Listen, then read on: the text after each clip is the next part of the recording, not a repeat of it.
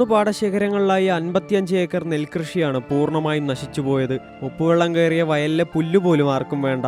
അടുത്ത വർഷവും പാടത്ത് കൃഷി ഇറക്കാനാവില്ലെന്നാണ് കർഷകർ പറയുന്നത്.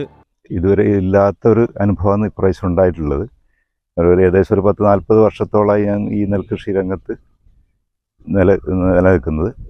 അപ്പോൾ ഇതിൻ്റെ ഉപ്പുവെള്ളം കയറിയിട്ട് ഈ കൃഷി കുറേ നശിച്ചു പോയി. 5 ഏക്കറോളം എൻ്റെ നെൽകൃഷി നശിച്ചു പോയിട്ടുണ്ട്.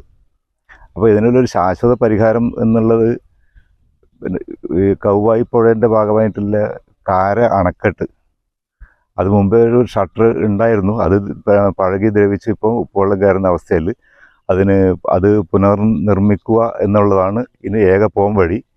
ഒരു താൽക്കാലിക സംവിധാനം ഇപ്പോൾ എടുത്തിട്ടുണ്ട്. കുണിയൻ പുഴേൻ്റെ ഭാഗത്ത് ഒരു ബണ്ട് നിർമ്മാണത്തിന് പഞ്ചായത്ത് MLA ഫണ്ട് അനുവദിച്ചിട്ടുണ്ട്. അപ്പോൾ അതെല്ലാം താൽക്കാലിക സംവിധാനം മാത്രമേ ആവുന്നുള്ളൂ. അപ്പോൾ ഇനി ശാശ്വത പരിഹാരം ഈ കാര അണക്കെട്ട് മാത്രമാണ്. ഉളിയത്തുകടവിന് കുറുകെ ഉണ്ടായിരുന്ന കാര അണക്കെട്ടായിരുന്നു വെള്ളം തടയാനുള്ള മാർഗം. അത് തകർന്നതോടെ ഉപ്പുവെള്ളം വേലിയേറ്റ സമയങ്ങളിൽ പുഴക്കരയിലുള്ള വയലുകളിലേക്ക് ഒഴുകിയെത്തി. ഈ ഉപ്പുവെള്ളത്തിൻ്റെ കെടുതി അനുഭവിക്കുന്നത് നമ്മൾ 4 വയലിൻ്റെ ഭാഗമായിട്ട് വരുന്ന ഒരു 250-300 ഏക്കറോളം വരും. കാരണം ഉപ്പുവെള്ളം കയറിയാൽ അത്രയും സ്ഥലത്ത് കൃഷി ചെയ്യാൻ സാധിക്കാതെ വരും. ഇപ്പോൾ ഈ ഒരു കാരണത്താൽ ഒരു പാടശേഖരം മുഴുവനായിട്ടിപ്പോൾ തരിശായിട്ട് കിടക്കുന്നത് ഒരു 6-7 വർഷമായി.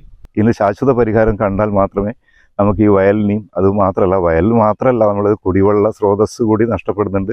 പിന്നെ പരിസ്ഥിതി മലിനീകരണം, ഈ ഉപ്പുവെള്ളം കയറി മണ്ണ് നശിച്ചു കഴിഞ്ഞാൽ അത് കുറേ വർഷങ്ങളെടുക്കും അത് നേരെ വരാൻ വേണ്ടിയിട്ട്. അങ്ങനെ പല പ്രശ്നങ്ങളും ഈ ഉപ്പുവെള്ളക്കെടുതി കൊണ്ട് നമുക്ക് നേരിടുന്നുണ്ട്. അതിൻ്റെ ഭീമമായ നഷ്ടമാണ്, നമ്മളത് ആരും കണക്കിലെടുക്കുന്നില്ല.